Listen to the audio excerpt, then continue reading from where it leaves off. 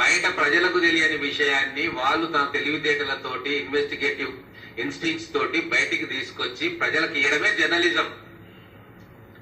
వీళ్ళకి తెలియదు కదా, పేడ్ జర్నలిజం, బెదిరించే జర్నలిజమే తెలుసు, కానీ ఇన్వెస్టిగేటివ్ జర్నలిజం గురించి కేటీఆర్ కు కల్వకుంట్ల కుటుంబానికి ఏం తెలుస్తుంది? కాబట్టే మీడియాలో వచ్చిన వార్తలను చూసి గతంలో మహబూబ్ నగర్ ప్రాంతంలో కానీ మిగతా ప్రాంతాల్లో అక్కడ ప్రజలు పడ్డ బాధలు ప్రత్యక్షంగా తెలుసు.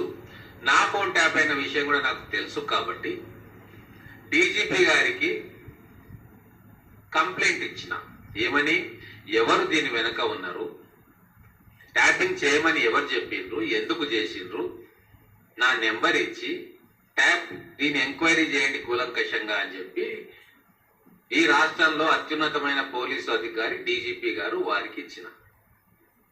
అదేమన్నా నేరమా కేటీఆర్ గారు?